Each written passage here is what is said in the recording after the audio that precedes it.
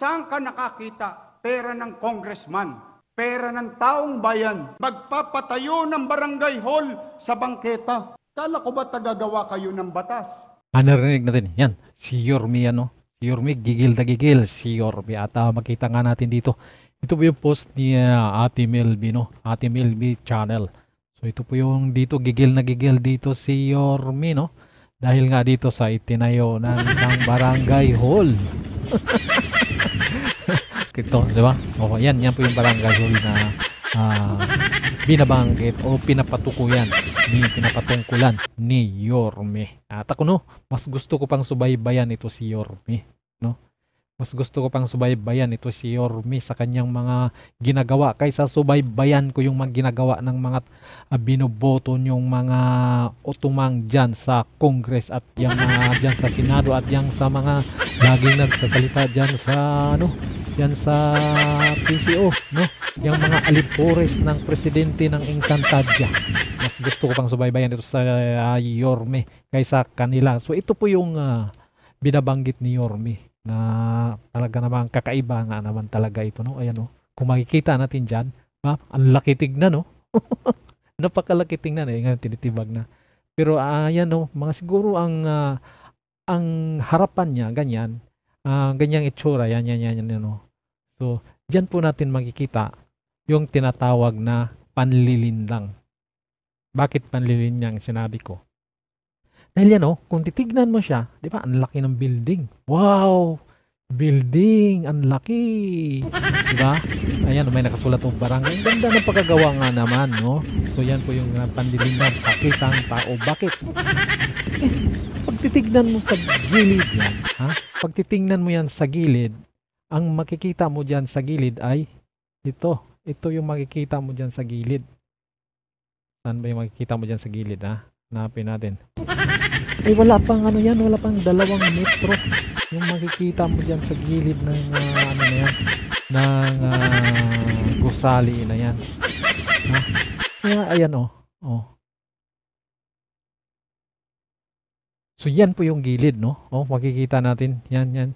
So, ganyan lang po kalaki yan sa gilid niyang gusali na yan. Ayan, Yan.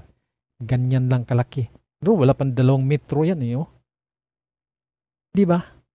At magtataka ka kung paano yan umabot ng ganun kataas, na ganun lang siya kakitid, no? Pagkaintindi ko, mayroon yang yung parang proportion, no?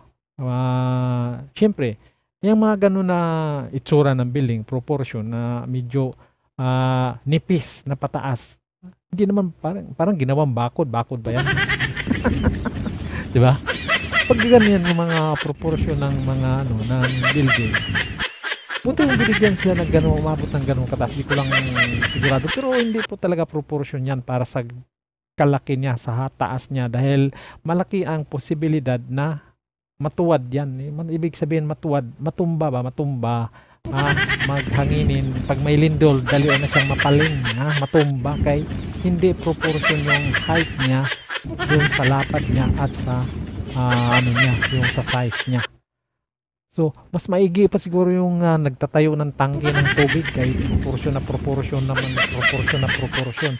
Kaya dito si Yorme gigil dito sa building ito. Kaya yan, ito ay courtesy po ito kay Ate Melby, no? Ayan, pinabasag na.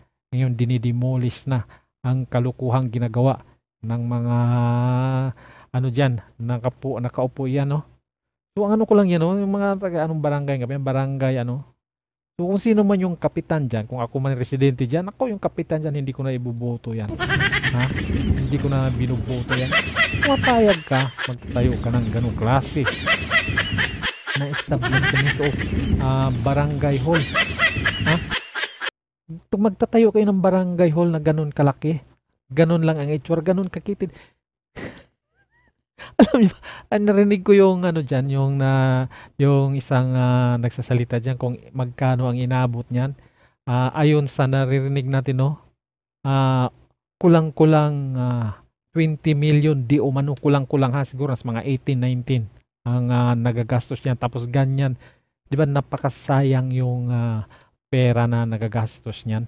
At yan nga sinasabi ni Yorme na technical malversation. So kawawa, kawawa. At ang ano pa diyan, yung makita mo yan sa likod na yan, yan oh, yan oh, yan sa likod na yan. Eskwelahan yan. Eskwelahan.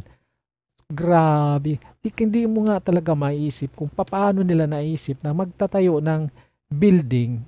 Ha? Building. Building na tawag yun eh. Kasi fourth floor. Fourth floor yata yung ano na yan. Yung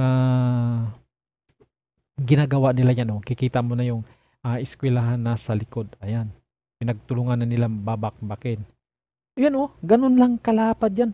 Wala pang 2 dipa siguro yan. Paano ba sila magtatrabaho pag ganun ka sikip yung opisina mo? Ha? Dito, makikita mo na nagibabaw yung sariling interest kaysa interest ng mga mamamayan. Alam nyo kung bakit?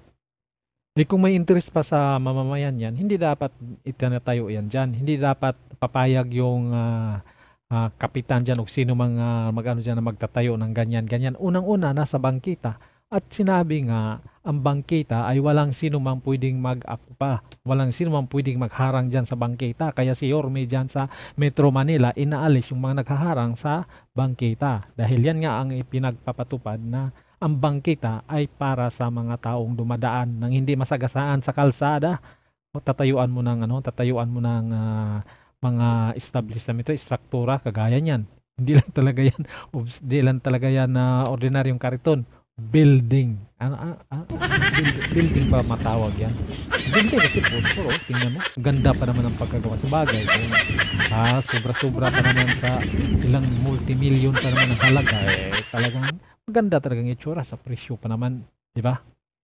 Kaya dito natin makikita na nagre-reflect talaga. No? Nagre-reflect talaga kung ano yung nasa puno. Yan din yung nasa baba. Makikita natin yan, barangay level pa lang yan. Makikita mo na dyan, wala kang ibang maiisip dyan kung ano nga, mayroong, alam mo na kung anong mayroon dyan, bakit natayo yan dyan sa mga area na yan, no? Kaya, bakit ba ang lakas loob nilang gumagawa ng ganyan? Gumagawa ng mga kalukuhan ganyan, bakit? Kasi nakikita nila kung ano yung ginagawa yung nasa pinakataas. Yan din yung ginagawa ng nasa pinakataas. Di ba? Hindi naman pwede sitahin yung pinakataas yan. Kasi sabihin lang na, ikaw nga, yan din ginagawa mo eh. Ba't mo kami sisitahin? Yan din ginagawa mo, di ba? So, ganun yun. Nagre-reflect po talaga sa mga ibang ahensya yung ginagawa ng mga hindi magandang gawain na nangyayari sa ating bayan ngayon. Ayan, makikita mo, yan binakbak na ni Yorme yung may building na yung masasabi natin talagang may katiwalian talaga dyan kung bakit naitayo yan dyan. Unang-una, nasa bangkita at obstruction. Grabe, di mo talaga maisip kung anong naisip ng mga taong gumagawa dyan. Diba? Diba? Di mo talaga maintindihan kung bakit yung gano'n, no? Ang sa gobyerno.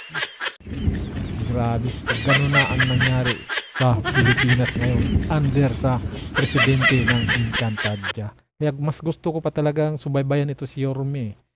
Kahit hindi tayo taga Metro Manila, pero makikita natin na parang pag pinapanood natin yung mga ginagawa niya na mayroong mga ganyan, na yung mga magsasayos na ang mga ginagawa niya ay makikita natin na pinapakinabangan ng mga karamihan, marami. Na itong mga ginagawa niya, paglilinis sa bangkita, sino bang makikinabang yan? Siyempre, mga tao, di ba? So, yun. Kaya mas gusto ko pang subaybayan ito si Yorme kaysa yung dyan laging nag-spokesperson ng puro na lang Duterte ang hinahabol. At ngayon, medyo masama na ang sitwasyon pagdating kay Tatay Digong. Kaya ito, kung may mangyari man kay Tatay Digong, isa lang ang pumapatay kay Tatay Digong.